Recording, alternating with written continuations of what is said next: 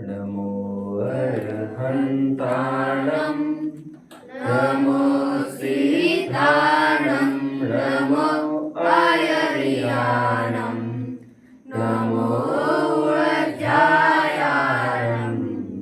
नमो लोये सौवसावनं। मोक्षार्थियों, दीपावली की पूर्व बेला में हम सब खड़े हैं। बहुत ही शीघ्र दीपावली आ रही है, कार्तिक कृष्ण अमावस्या। आप सब जानते हैं कुल 2 दिन पूर्व कार्तिक कृष्ण तेरस के दिन, जिसे धनतेरस कहते हैं, धन्यतेरस भी कहते हैं अथवा ध्यान तेरस भी कहते हैं। इस दिन की खासियत क्या है वो आज मैं आपको बताना चाहता हूं। इस दिन महावीर भगवान को योग निरोध हुआ था।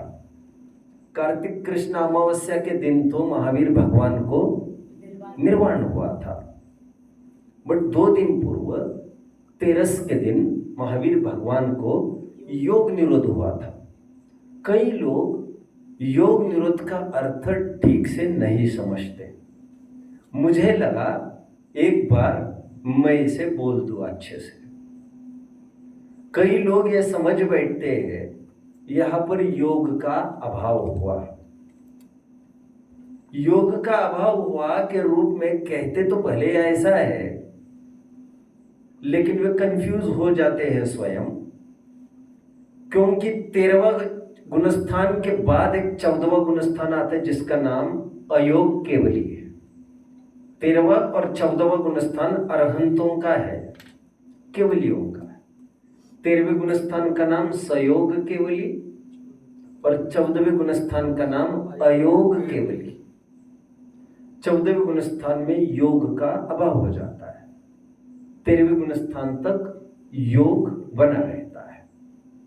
योग अर्थात आत्म प्रदेशों का कंपन, और यह भी आश्रव के 5 कारणों में इसे भी एक कारण गिनाया है। मिथ्या दर्शन, अविरति, प्रमाद, कषाय और योग, ऐसे 5 कारण आश्रमों में गिनाए थे। 14वां गुणस्थान है ना बच्चों, 13वां गुणस्थान तो कितने ही काल चल सकता है।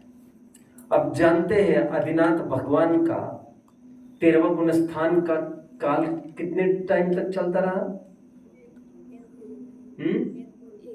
उनकी कुल आयु कितनी थी बच्चों?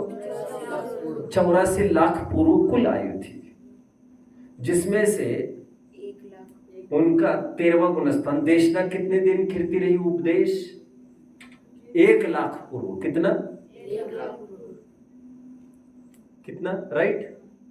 1 लाख पूर्व बच्चों, 1 लाख पूर्व देशना कीर्ति रही उनकी। अब 13वां गुणस्थान का टाइम इतना बड़ा भी हो सकता है, आप इतना समझ लीजिए। अरे 1 लाख पूर्व तो क्या, आप कुछ कम 1 कोटि पूर्व भी हो सकता है। छोड़िए इन बातों को फिलहाल। लेकिन 14वां गुणस्थान का काल है ना बच्चों, बहुत छोटा कहा है। अयोग केवली गुणस्थान का काल वो कितना कहा है? 5 अक्षरों का उच्चारण मात्र। और 5 अक्षर कौन से? ह्रस्वाक्षर। 5 ह्रस्वाक्षर का उच्चारण करने में जितना टाइम लगता है उतना टाइम ही 14 गुणस्थान कहा है। वह भी मंद स्वर में उच्चारण करना है आपको। जैसे देखो मैं क्या करता हूं, अ, इ, उ, रु, रू। ये मंद स्वर में मैंने ह्रस्वाक्षरों का उच्चारण किया। आ, ई, उ, इनको नहीं बोला मैंने। 5 ह्रस्वाक्षरों का मंद स्वर में उच्चारण करने मात्र ही उनका काल कहा है, अयोग केवली गुणस्थान का, which is less than अंतर्मूर्त। तो वो तो वहां पर योग खत्म हो जाता है, कंपन खत्म हो जाता है।